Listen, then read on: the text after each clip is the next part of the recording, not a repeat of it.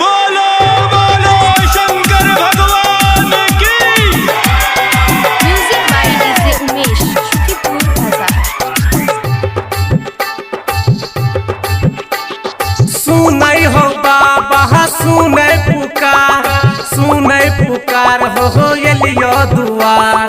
सुनै हो बाबा सुनै पुकार हो एलियो दुआर।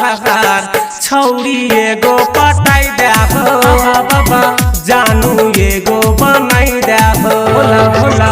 छौरी एगो पटाई दे हो लाजी, जानू एगो बनाई दे हो बाबा। सुनै हो बाबा सुनै पुकार हो एलियो दुआर। सुनै हो बाबा सुनै पुकार हो एलियो दुआर। छौरी एगो पटाई दे हो बाबा, जानू एगो बनाई दे हो भोला। छौरी एगो पटाई दे हो लाजी, जानू एगो बनाई दे हो बाबा।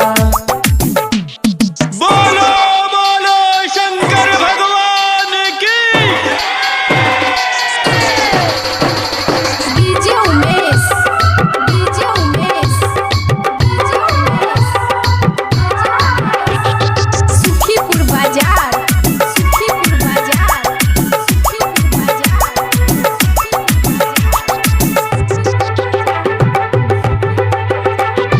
तोरा चरण में एलियो हो बाबा, सुन लो हमर पुकार हो, सुन लो हमर पुकार हो।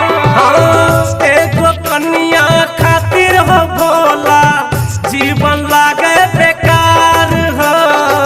भांग धतूर तोरा चढ़ेब, गंगा जल से तोरा नहेब। सुनै हो बाबा सुनै पुकार हो एलियो दुआर। छौरी एगो पटाई दे हो बाबा, जानू एगो बनाई दे हो भोला।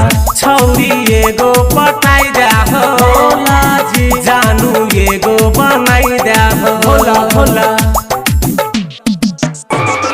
बोलो बोलो शंकर भगवान की।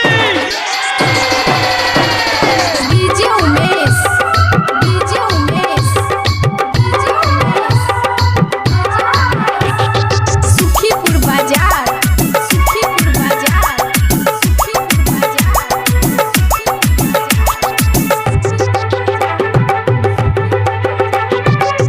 कते साल से पूजै छी बाबा, कैला तू नहीं विचार हो, कैला तू नहीं विचार हो। कब तक सुना हो भोला, रहबै हम कुमार हो।